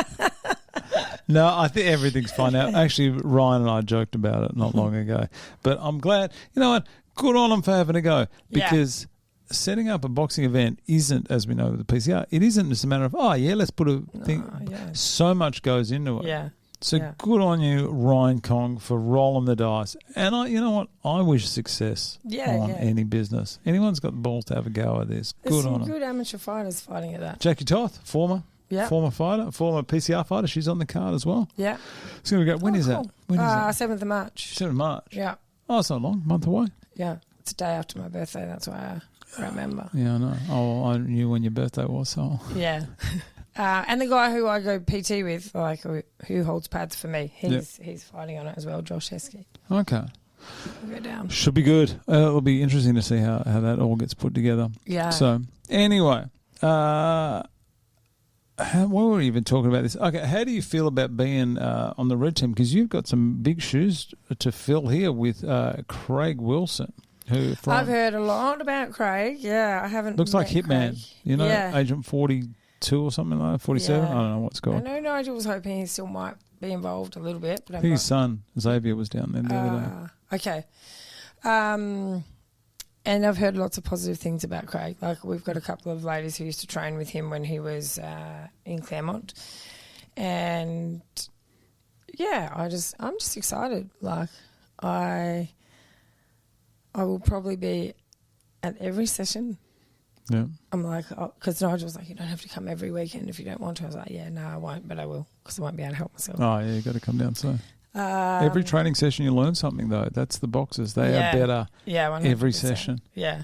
And I'm not scared of filling anyone's shoes. Like, I think I'll do okay. And I hope that some of them come and do the classes in our gym as well, which will build a stronger sort of fitness foundation at the very least, but skills as well and rapport. Noel takes classes, I take classes. But yeah, like I'm just excited. I'm excited for them. I know that like no one ever does this and says, oh, that was shit. Right. It is a life-changing in a positive way that before going into it, you can't envision that. And I think that's a really exciting thing. And I always say that boxing, yes, it transforms you physically, but the bigger transformation is always internally. And you just walk a different walk in life forever after having that experience. And I think and it just helps you be a better person. That's what you got to be. Got to be a better person. Yeah, it helps you be a better person. Like you have more awareness. It helps you learn how to regulate emotions. You will respect that person that you've been in the ring with because you know what you've been through. I think it's important for people to not try to size up who you're fighting. No. It's about your journey and like you're doing it for yourself. And I think that's something that we should drill in. But yeah, I'm really excited. I think people should look at there's 2 fighters, Nicky Carter. He's fighting this. Oh, that name has slipped my mind. How bad is that? Nicky Carter is fighting. I just keep calling him Buff. Those 2 are for Jamie McCabe. Sorry, Jamie. Those 2 fought each other last time. More than likely they're going to fight each other again. Just have a look at how they treat each other. Considering they've been opponents before, they're going to be opponents again. But they're so respectful towards each other and get along really well. Yeah. So I did see you put up last night that thing about coming down the new culture movement for the people to train. Yeah. I was going to comment on it, but I just didn't. The importance of people training as much as possible. I can't stress that enough. It's very easy for me to stand here and say train. But those extra sessions, cardio wins. Fitness wins every time. Every single time. Yeah. And there's those people in round 3 that goes, oh, I should have done more. Yeah, and it's just a fitness like you'll never experience in doing anything else. There's nothing that can prepare you for, do they fight 2 minutes or? 3 twos. 3 twos, yeah, for those 6 minutes. And everyone will say that. If you speak to anyone who's ever done it, they'll just be like, gassed out, like I felt that third round, unless they've done it before. So, yeah, being as fit as you possibly can is always going to just, help you. You have one up on the other person if you're fitter before you've even started. And it's also how you feel, right? Like you feel the best you can possibly feel. Oh, yeah. Everything's easier. Your body works really well. And trying to manage the nervous energy as well. Like the fitter you are, the easier it is. You got more to burn. Okay. Is this your first PCR event that you've been to? Yeah. So you've seen a bit. It doesn't. I was watching the fights back the other day, some of them, and it just it's criminal to see. Even though the audio visual by Brightside is incredible, it just doesn't do it. You've been to an event. Yeah. How do you compare that? Actually, Amber. Ugle? Amber Ugle Haywood fought Kerry Varga in fight 2 of PCR 13. Yeah, so I watched that because she's actually just joined up at our gym as well. She's a lovely young girl. I really like she's her. Great, a lot. So well spoken. Yeah, she's her and her sister, I think. Okay. And she was saying about she just gassed out in the third, and I was like, yeah, but you were tough. Like I just watched it back, and you gave it a good shot. But yeah, it doesn't do, it's just so intense, And I know what I'm like when I've ever watched any friends fight or anything. You're gonna have 14 or however many fights are. Yeah, you're gonna have it. I will have no voice. But you know how there's an adrenaline dump if you're watching your mate fight. Yeah. How you get, and then it's over. You got 14 of those. I know. I will be so exhausted. I'll just be like, okay, I need to sleep. Yeah, it's hard. Because I am very passionate. I'm very passionate when I'm taking a class in my gym. Yeah. I'm sort of just, that's the way I operate. Yeah. Yeah, so hopefully most of the people from my gym will be on the red team. No, imagine the shenanigans going on with it. I know, because I'm like, it'll be hard to corner against them. But there's not many, I think, outside of Carly who doesn't think she'll be on the red team. But Carly? There's Jesus, all right. 4. How about, doesn't think she, I won't give her a hard time. I should. Anyway, because she's trained a bit with Glenn, hasn't she? Yeah, she's done a bit. So she was not at the last one, but she does some work with Lloyd and that, with the media and stuff. Yes, she does. I do recall her being at weigh-ins last time around. No teams are guaranteed, though. That's the thing. I know, yeah. The important Kata from a couple of PCRs ago, he's the one that goes, I'm definitely on the red team. There's no doubt about that. I'm mates with Nige, and then he only got photoed in his red shirt, so I had to spend a day photoshopping the red into blue because you can change teams. They will put their friend on the other team if it means a fair fight. Yeah, and I like that. Yeah, same. The fights are always competitive. There's no. I tell you what does surprise me is how many people think it's a mismatch and they're the underdog. Like in the early days, a lot of people go, there's no way I can fight this person. Yeah. And both sides will be saying it. Yeah.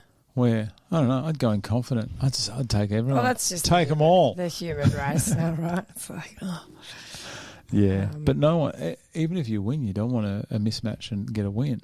No, that's sort of what I was trying to say on Saturday. You give 100% and you don't get the win because someone's better than you. You still walk away feeling like you've won. I think that's possible. You put in a half-assed effort. You come up against somebody who is not of the same skill level. You smash them.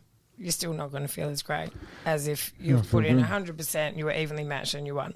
Yeah. So that's sort of what I was trying to get at there. But we did need a microphone on the weekend, didn't we? Oh, yeah, I know. That fan was just, you couldn't hear it. Screaming. I was trying to yell. I barely had a voice.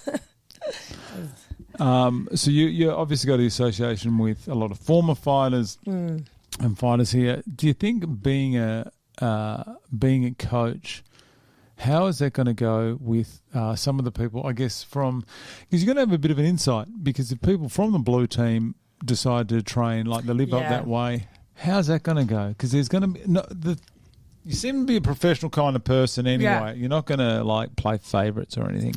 Yeah, well, like obviously I pride myself on good character, right? Like, I just wouldn't set somebody up to fail ever. Nah. I would imagine people just probably won't come and train there if they feel like that's going to happen. But I just don't think it's like that. I think anyone that's come in that's maybe doing PCR, like I will just help them all the same.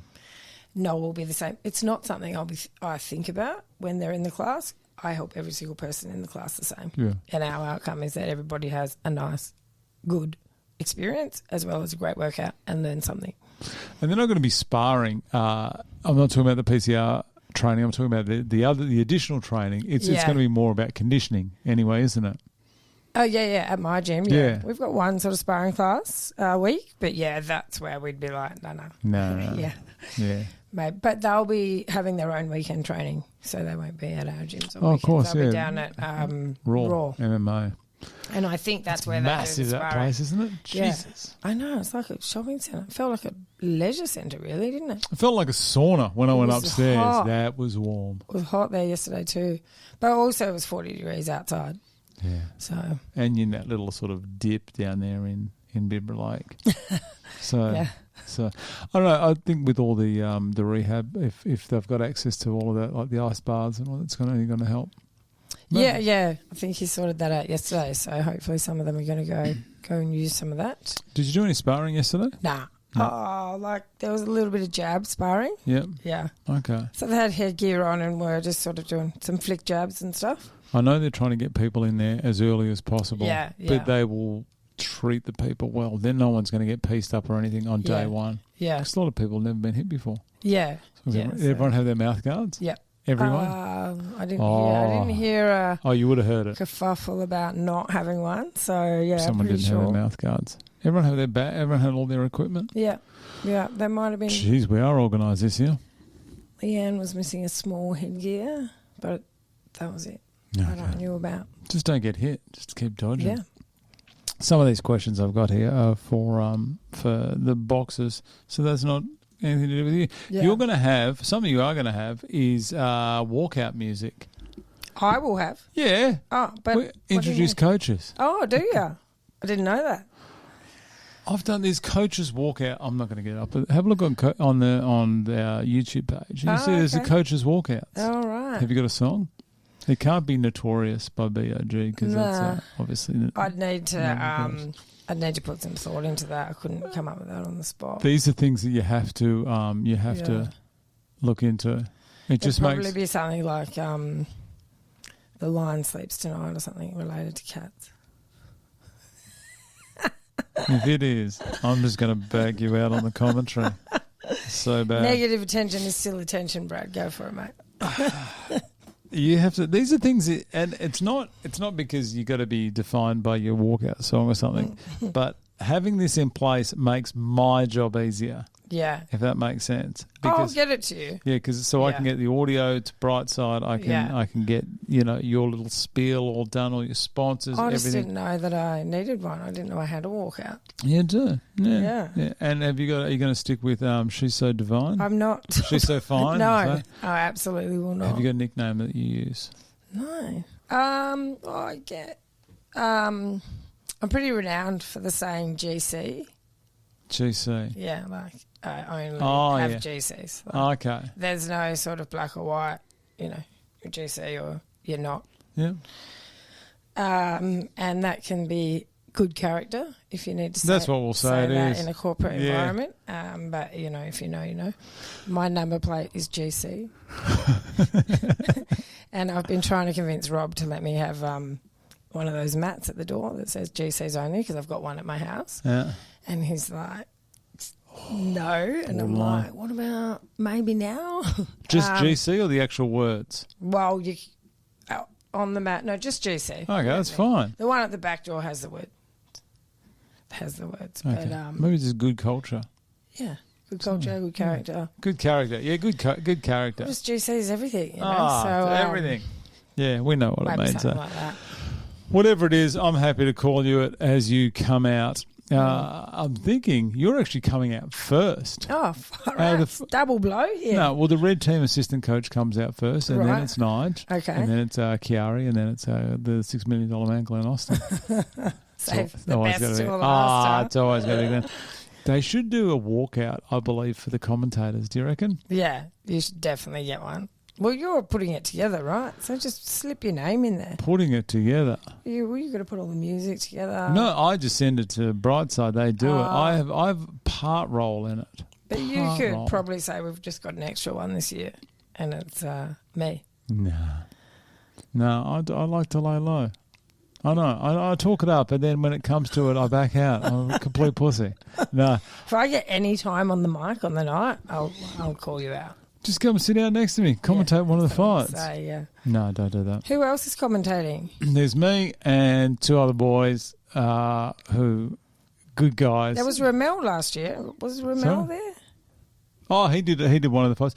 There's three of us that commentate, and then we have a guest commentator for each fight. So someone comes in, it's either a sponsor or an ex-fighter, or someone comes in. I think Malcolm Day usually sits with us for one. Yeah. And they commentate along with us. Yeah, okay. The two guys that I do it with, because we've known each other and we've worked a lot together, we seem to never talk over each other. You know, sometimes I don't know how it happens, but we always know when someone's going to talk and we stop, and it's just, I don't know. I hope we do a good job. I hope we do a good job. It's very different commentating corporate, because I have to look at it like this person's mum's going to listen to this. So it's always above board. Yeah, it's respectful. Yeah. And it's you don't want to get too excited if someone does get knocked down, because has that ever happened? Yeah. Yeah. Yeah, it's very rare. Yeah. I don't think a female's ever been knocked down. Yeah. I think there's been one or two standing 8 counts. I think that's just due to allowing someone to get their composure to get the female fighters. But there has been a couple of stoppages with the guys. Yeah. But it's normally just a couple of them, someone was winning the fight and then just got caught. Well, you know how boxing can be. Yeah. Just got caught. But anyway, commentary's good. I like it. Makes it all worthwhile. I don't drink or anything. I just have water and usually take too long to get fed, but that's fine. Hint, hint. All right, cool. So I'm first out. I need a walkout song. I need a fight name. Yeah. You can go GC. Do whatever you like. Something GC. Something like that. Well, you don't have to tell them like this today, but just have it in the back of your mind, because when we start to compile, and this is for all the fighters, get this stuff locked down. If you don't know, don't have a name, then ask Glenn or Nige. They're normally pretty good with. Yeah, that's good to know. Jade Hot Tabasco Amanasco is still one of the best. Glenn Austin. That's all Glenn Austin right there. See, he produces gold, but then he's produced some garbage. But we'll focus on the gold. Afterwards, we have been going what? 2 hours. Afterwards, you're obviously a very busy lady. You don't like to sit still. Yeah. Once it's all done, you reckon it's going to be just head on into new culture movement, building that up? Is that where your focus is going to be afterwards? Have you got a holiday plan maybe? No, not directly after. Could plan one. But no, it'll probably just be back to the gym and see what sort of evolved over the 8 weeks and what I need to. I will usually look and readjust like the timetable or things like that to accommodate. It's not a huge space, the gym, so the only way we can continue to grow is additional classes. Have you got the ability? I haven't been to your gym. How about that? I should have been down there. Is there any room for expansion? Sort of, but probably not. Probably for what that would cost. we'd be better off having a location. Okay. So that's a possibility. But yeah, we'll just sort of enjoy the 8 weeks, see how that goes, and then reassess what comes next. Something I did notice about Don't you dare say that. I know what you I really just almost said. said it. I almost said. Are you talking about a gym? Yeah. Oh yeah, I almost said that name. No. Counterbalance Fitness, which was in Borgen, Moree. Sorry. What I did notice about that was how, if I ever went down there, how many ex-PCR fighters just continued on with their training. I loved it. Yeah, and that's cool. Yeah, that'll be really cool for us. I think with the amount of fighters that you're going to have and go through, it's only going to do well for business. Yeah. Not that it's about business, but they just want to be around it. And it's got to be mentally, it's got to be so healthy being around those people who know what you've been through. Yeah. And also just like our gym is big community based, right? I know lots of people say that, but it really is. And that's what PCR is as well. Like it is a big community and that's what they feel in those 8 weeks, and that's what they want to keep, I guess, afterwards. So, yeah, that should hopefully they'll hang around. Do you have any former fighters there yesterday for the first training session? Georgia. She come down? Yeah. Georgia was there. Georgia Ray. Yeah. Painful. Yeah. Oh, come on. And she's all right. She won fight one against Megs, the last PCR. Yeah, she was there. I do love my stats. There were some lads there that may have been from last year, but I'm just not quite sure because there was quite a few of the fellas there. Okay. Yeah. Yeah, Georgia's good. She was there yesterday. She was late. Big surprise. She was late to induction. Well, she was there Saturday and Sunday, so that's a pretty good effort on your weekend. Good on you, Georgia. Still a pain. No. Mate, that's about it. All right, We've cool. covered tons today. It's been great. It's just gone in 2 hours. Thank you very much for this. Now, is there anything else you want to add? No, just hope you will come down and do a session one time. Maybe. When the body comes just good. come visit. When the body comes good. Gym. I'll have a look. I'll definitely come to the gym. First opportunity I have, I'll be down there. Come and check it out. I'll have to get the timetable off here. I know Glenn sent it 20 times, but it's in the Facebook chat. Is it? It's on that post I did yesterday. I'll be down there. I'll be seeing everyone. I think I will just finish with just super grateful for the opportunity to be involved. I think it's really cool that it came about just as we've only been there 8 months and it's just right up our alley. So I'm really excited and grateful to be a part of it. Well, I've only heard good things, and I know I hope I'm not speaking out of term here. I know when towards late last year when we realised that there was going to be a need for a new gym, one or two, there was some hot debate about where they wanted to go because it was obviously a massive decision. But just from what I've heard from those guys and from what I've seen from you and from Raw MMA, I believe they've made the right decisions. Yeah. And I hope this is the start of a very long and healthy relationship. Just get through March 28. Yeah. Crown Towers Ballroom, March 28. Get on it. Get through that and then reassess, see if you can do it because it'll take you 6 months to recover from that. Do it long term. Reset the nervous system. Every year I say, that's it, I'm not coming back. But Courtney Devine, Courtney, she's so fine, GC Devine, thank you for spending Monday, the 2nd of Feb with me today. Now I look forward to seeing you repeatedly during the training campaign. We'll chat more. I'll get down to one of your classes and I appreciate your time. Thanks for coming in. Cheers, Brad. Appreciate it.